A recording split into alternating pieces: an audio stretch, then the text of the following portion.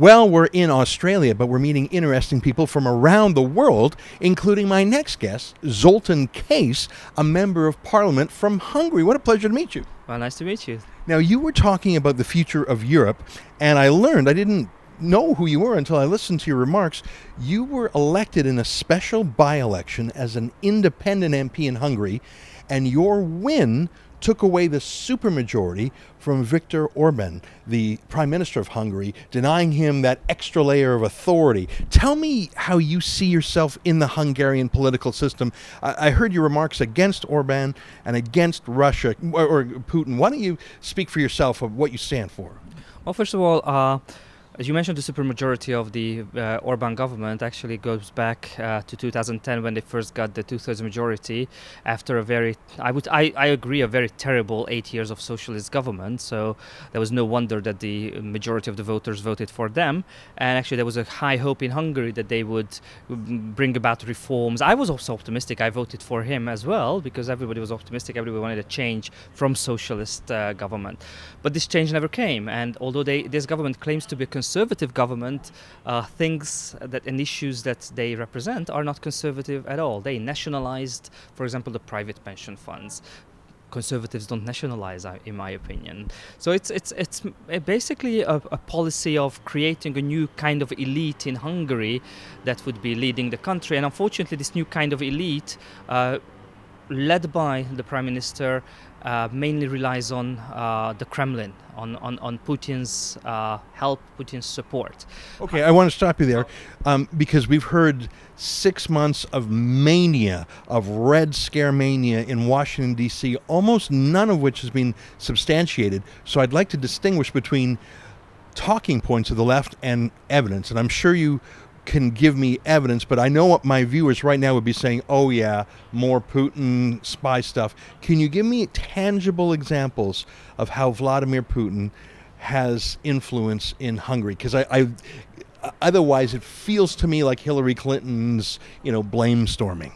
Well, first of all, I'm a libertarian, and to me, I think I would put it down to the incompetence of the Obama government that Putin became so strong. Okay, but let's talk about Hungary. What's Putin doing? I wanted to come from this aspect of the North American aspect that a lot of people said, oh, the left is complaining about Putin. I'm not from the left. Actually, as a libertarian, I'm more right than left, obviously. Unfortunately, in Hungary, we see the very same examples of what Putin did in Russia and what my prime minister is doing at the moment. The laws concerning, for example, the NGOs, how they are going to be labeled or finally shut down as in Russia. Absolute media power. Everything is run by the state. Okay, so those are, you're saying that Orban is becoming authoritarian, but earlier you said Putin has influence. Of course. Can you tell me how Putin is, those sounds like decisions made by Orban with his majority. Can you give me any evidence or any examples of how Putin is interfering? Putin, not Orban. Mm-hmm. Well, first of all, in the past 2 years, Putin and Orban met 4 times. It's very unprecedented in the European Union that any of the European Union leaders would meet him, especially 4 times. If you look at how Putin's media has infiltrated the Hungarian media, Sputnik News, for example, Russia Today, for example, all this is in the Hungarian mainstream media. Is there a Hungarian language Russia Today? There needs to be no Hungarian language because the Hungarian state media translates Sputnik News and Russia Today all the time. So they rely on their news. And no, we have those same. We're familiar with RT and with Sputnik, and sometimes they have facts, sometimes they have propaganda. We have Voice of America. We have state broadcasters like the BBC and the CBC and here in Australia, the ABC. So you may be having some moral suasion, but can you tell me, has Putin has he killed anyone? Has he broken in on it? I mean, I know, for example, in Ukraine, there was a whole other level of interference. Can you give me an example of Russia, besides Sputnik and RT? What have they done? Well, for example, last week there was this Hungarian activist who poured paint on the Soviet memorial, and then just the day after he apologized in front of a camera, together with a Russian guy next to him who somehow managed to get him apologize. Okay, you got to do more for me than this. I know. You said that Vladimir Putin, and I heard your panel discussion today, you say he's very influential in Hungary. And other than as perhaps a stylistic leader, which I'll grant you, and RT and Sputnik, which are global propaganda arms of Russia, but we have those in even Australia too. Well, not as much as we do. Okay. Can you give me any tangible things? You've got to admit that getting some nobody to apologize for pouring paint on a monument, that's not exactly evidence that Vladimir Putin is running Hungary. You've got to see it from my point of view. You've said something quite dramatic. Putin is interfering in Hungary. And I'm saying give me proof, and I don't feel like you've given it to me yet. Well, it's right, because you're talking to a non-existent member of the Hungarian parliament, because our media looks at me as I don't exist. Okay, so you're complaining about the media. I do that too, but that's different than saying Vladimir Putin is interfering in Hungary. Also, if you look at, for example, there's another example, the nuclear factory program that we have. We have a nuclear factory already, and we're building a second one, a totally confidential contract between Russia and Hungary. It's gonna leave even my grandchildren in debt, and we don't know about it. There is some kind of an economic reliance between Russia and Hungary. We don't know why our prime minister is so keen on forcing this kind of economic relationship with Russia and making it very confidential. One thing. The other thing, if you look at a lot of these public procurements where they go, for example, having a new metro, a subway in Budapest, it's all done by the Russians again. So there is no competition. A lot of things are given to the Russians. All right. So they're building a nuclear factory and they're building the subways. I didn't. Wait! You're obscuring what I said, because I said there's no competition. Okay, no competition. So there's no competition. And I'm sure if there was, for example, a competition between a French company and a Russian company and a Canadian company, and if it was made transparent and public, it's not transparent. We don't see anything. Listen, and I totally agree with what you're saying. We have these problems in Canada. We have these problems in Europe. On your same panel, there was talking about a high-speed train in the UK that wouldn't allow French companies to. I mean, you're talking about general political shenanigans. I have to say, I am left unconvinced that Russia's interfering. But I want to flip it around now, because I've asked you, maybe I've interrupted you a little bit, I concede that, but I've asked you 3 or 4 or 5 times now for tangible proof that Putin is interfering in Hungary's destiny, and I remain unconvinced. But Can I give you another? Please do. Example? Just 2 weeks ago, the Hungarian government is having a consultation with the citizens about what kind of reforms to do.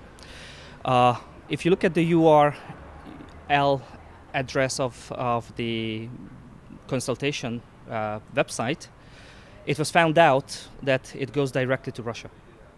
What does that mean, it goes directly to Russia? It goes directly through a system which gives the information to the Russian agencies. And it was proved.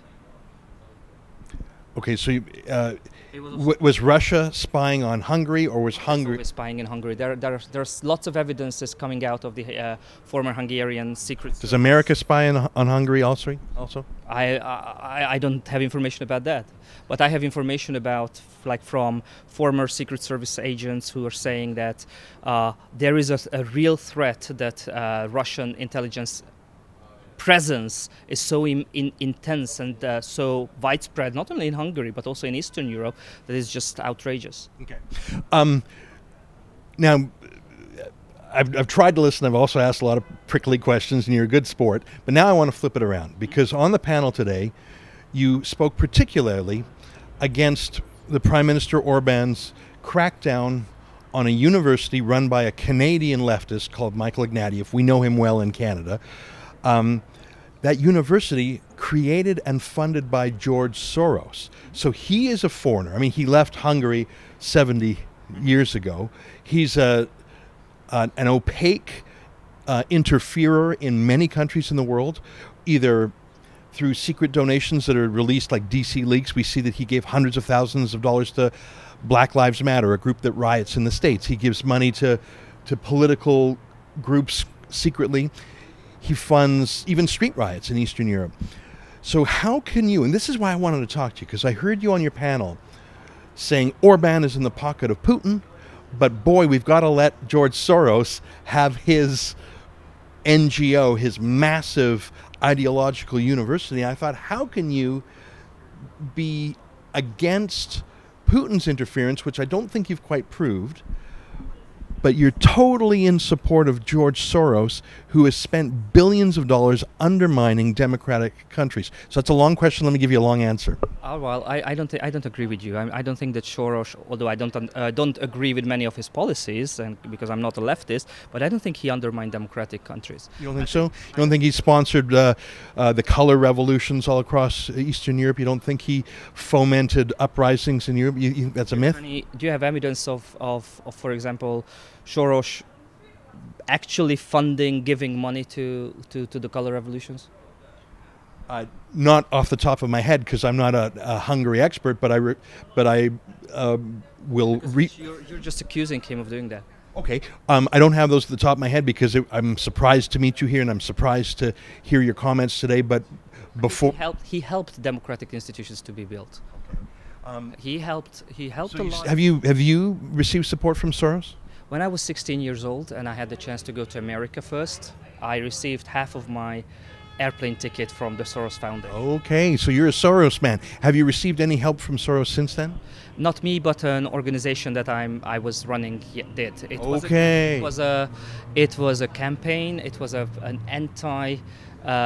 Racist campaign that we ran. And now that anti-racist, I hear that a lot, and that basically means anything. Who was the racist you were against? Orban? No, not Orban. Actually, members from his party also helped us and participated, because we have an extreme right party which is openly racist. Jobbik? Yeah, that's right. So we had an anti-Jobbik campaign. But it was not necessarily about the party. It was about going to soccer stadiums and somehow helping soccer stadiums get rid of the thugs, the vandals. Got it. Now, was the amount of Soros's funding of your organization, was that open and public, or is that? Yeah. Yes. And how much was it? That's what I mentioned. All these foundations, all these NGOs that are now labeled, according to law, you have to have everything transparent. You have to have it appear on your website. Every year there needs to be a memorandum that you send to the tax agency that they also publish. So everything is transparent. You know exactly how much money you're getting. You know exactly. So how much is it? How much have you and your organizations received from Soros over the years? I'd say about 20% of all our budget. Oh, so how much is that? Is that hundreds of thousands of dollars? Is that millions? No way. I'd say it's different in every year. So since I haven't been working for the foundation for more than 2 years now, I can't give you an answer on behalf of the foundation at the moment. Yeah. Here's my point, and I am no fan of Putin's. I've criticized him for years. I've criticized his moves in Ukraine. I've criticized his moves in Georgia. I think he's an authoritarian. I think he's probably a murderer. I know he's a thief. But it seems to me that Orban, who's really the important person in Hungary,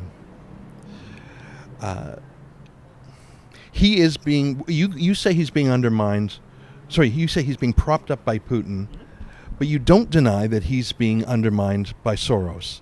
I don't think you've denied that.